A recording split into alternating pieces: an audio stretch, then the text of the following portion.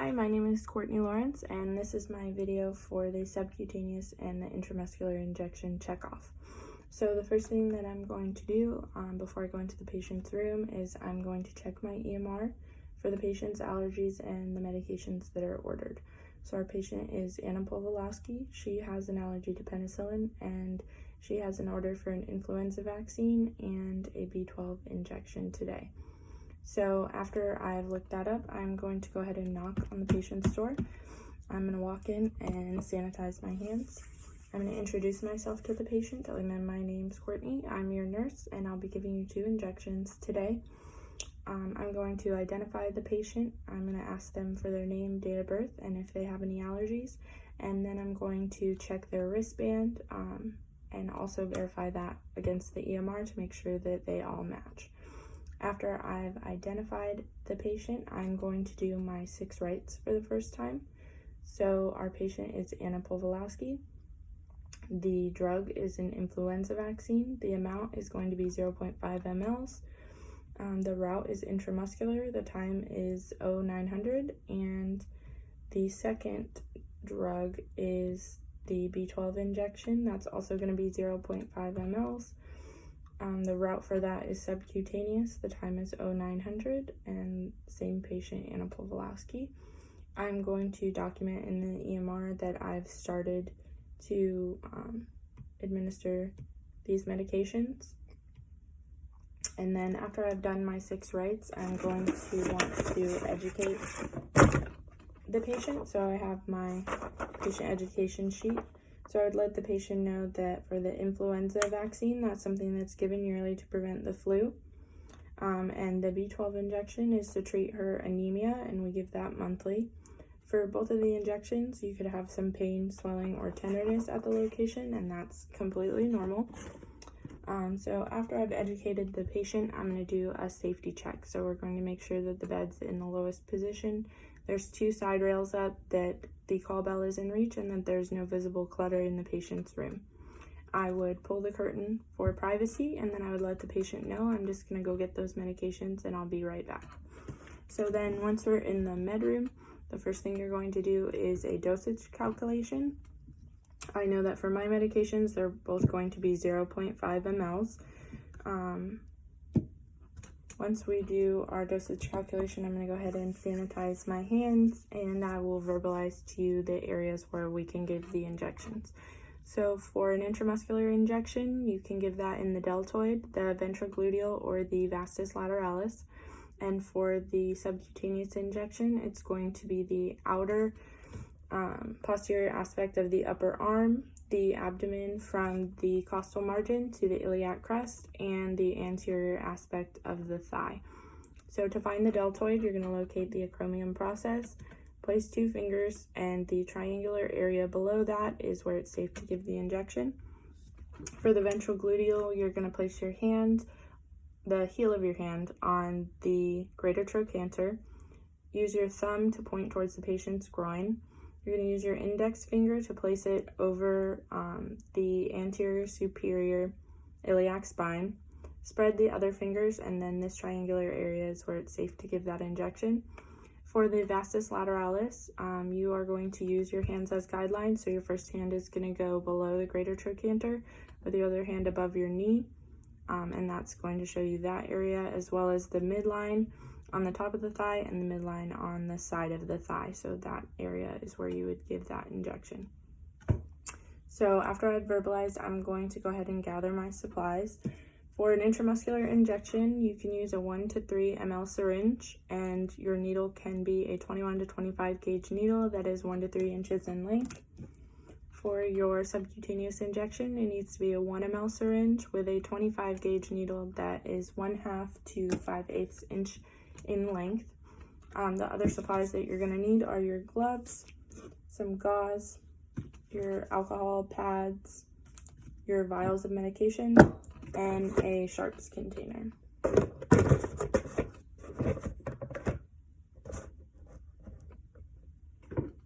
Okay, so after that, I need to go ahead and do my second check. So once again, I'm going to check in the patient's chart. I have Anna Powolowski. She has an allergy to penicillin.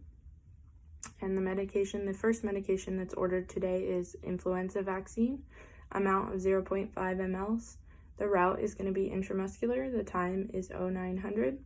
Second is the B12 injection. The amount is 0.5 mLs. The route is subcutaneous. The time is 0900. And I'm going to go ahead and document that I have started to drop these medications.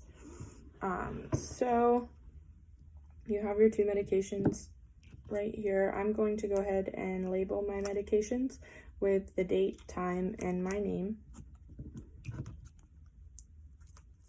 This is to signify that I've the time and date that I open these vials to the next person that needs to use them.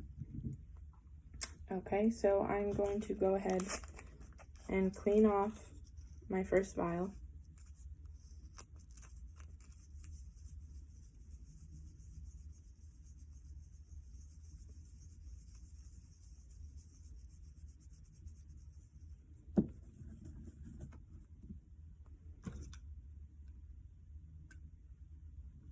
And the first thing I'm going to do is drop 0.5 of air.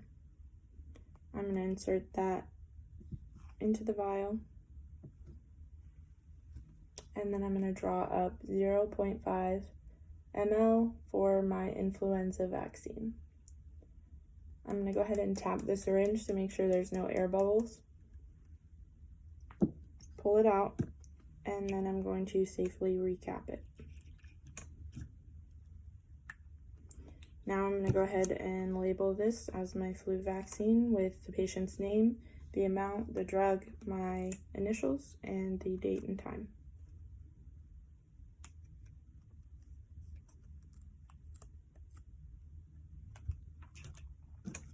Next, I'm going to do the subcutaneous injection, so I need to clean off my second vial.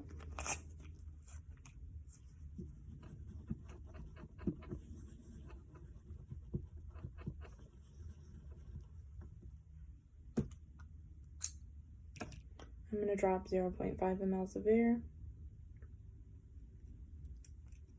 insert it, and then I'm going to withdraw 0.5 mLs of the medication. I'm going to tap it to make sure there's no bubbles. Pull the medication out, safely recap it. And I'm going to label this one as my B12 injection.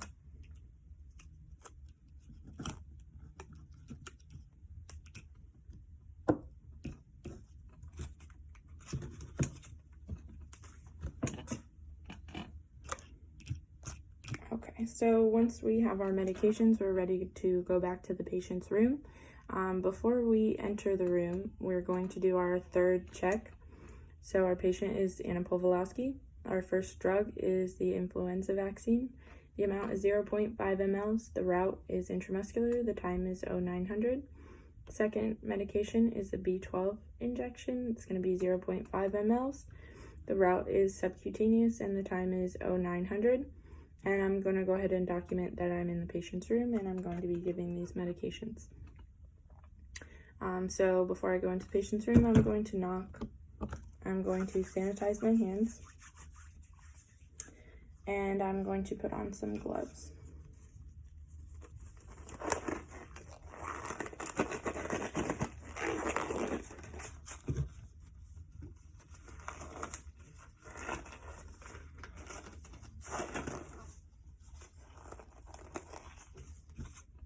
Okay, so I'm going to make sure that my patient has their arm relaxed in a comfortable position at their side and that the upper arm is exposed. I'm going to be using this as my fake arm. So you're going to use your alcohol pad, start in the middle, and you're going to circle around to clean the entire area with the alcohol pad.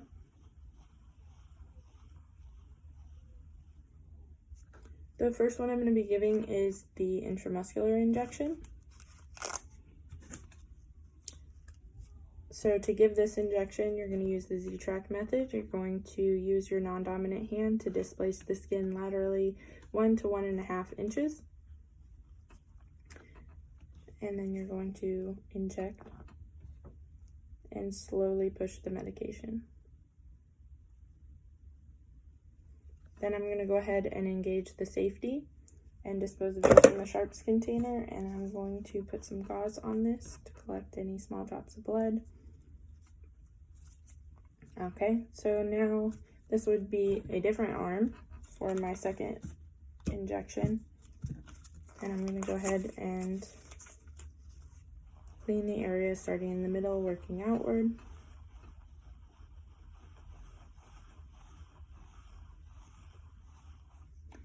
For the subcutaneous injection, you're going to pinch the skin.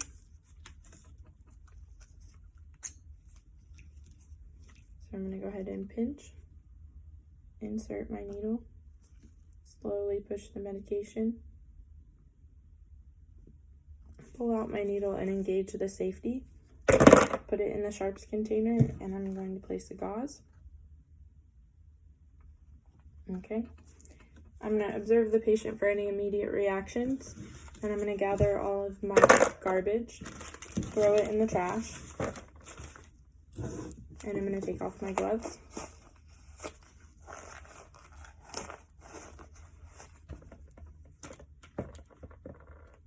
Okay, so the next thing I need to do is document that the procedure is complete and that the patient tolerated the procedure well. After that, I'm going to do a safety check on my patient. So I'm going to make sure that the bed's in the lowest position, that there are 2 side rails up, that the call bell is in reach, and that there's no clutter in the patient's area.